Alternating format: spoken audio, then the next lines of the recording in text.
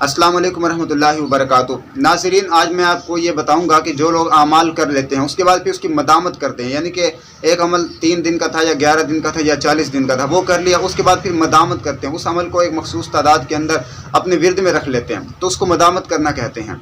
तो ये मदामत करनी चाहिए, और मदामत 3 दिन नागा ना हो इन मदामत का, यानी कि एक अमल आप पढ़ रहे हैं तो 3 दिन मुसलसल उसको छोड़े ना। अगर 3 दिन मुसलसल उसकी मदामत को छोड़ दिया तो वो अमल आपका ज़ाया हो गया, दोबारा आपको वो अमल करना पड़ेगा।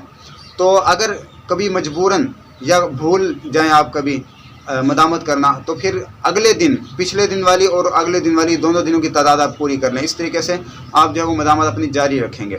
तो ये मदामत जब तक आपकी जारी रहेगी तब तक अमल की तासीर बरकरार रहेगी। और इसके अंदर बात आ जाती है ख़वातीन की। अल्हम्दुलिल्लाह हमारे सिलसिले से ख़वातीन भी वाबस्ता हैं, और बहुत सारी ख़वातीन ने हमारी इजाज़तों के साथ आमाल भी किए हैं। तो अब उसकी मदामत वो कैसे रख सकती हैं? जैसे औरतों के ख़ास अयाम आ जाते हैं जिन दिनों में इसमें नमाज़ें भी नहीं पढ़नी होती, वो 7 दिन 10 दिन, तो ये तो मदामत मैं 3 दिन का कह रहा हूँ, 3 दिन ही छोड़ना, वो तो 7-7 दिन छोड़ेंगी। फिर वो क्या करेंगी? ख़वातीन क्या करेंगी इन दिनों के अंदर? तो ये देखें कि जब नापाकी की हालत में कोई हो तो उन दिनों में कुरान पाक अपनी ज़बान से पढ़ना ये मना होता है, और दीगर वज़ाइफ वगैरह हैं, ज़िक्रुल्लाह है, वो ख़वातीन अपनी ज़बान से कर सकती हैं।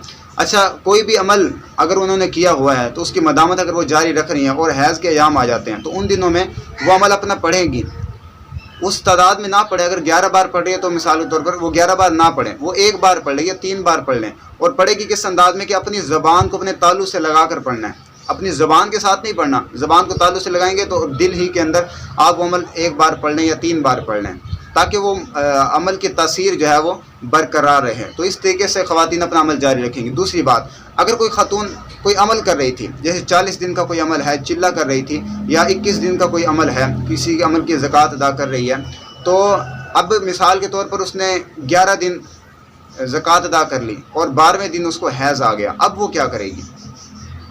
तो वो अपने अमल को वहीं पर स्टॉप कर देगी, और जितने दिन उसको हैज़ रहेगा उतने दिन वो उसी अमल को 1 बार या 3 बार ज़बान को तालु से लगाकर दिल के अंदर ही पढ़ेगी, ताकि वो अमल उसका बरकरार रहे। तो जैसे ही वो पाक होगी, उससे अगले दिन से वो अमल अपना दोबारा शुरू कर देगी। यानी कि 11 दिन पहले हो गए थे, अब जब 7 दिन या 10 दिनों बाद उसका हैज़ रुखा पाक होगी तो उसके बाद फिर वो अमल शुरू करेगी, तो वो उसका 12वां दिन कहलाएगा। इस तरीके से अमल अपना वो जारी रखेगी, और 40 दिन का अमल हो या 21 दिन का हो, वो इस तरीके से अपने दिन पूरे करेगी। तो ये मदामत रखनी चाहिए। जब तक मदामत आप रखेंगे आपकी तासीर जो है वो कलाम की बाकी रहेगी। तो ये मदामत के हवाले से चंद बातें थी जो ज़रूरी थी, वो मैंने आपके सामने पेश की हैं।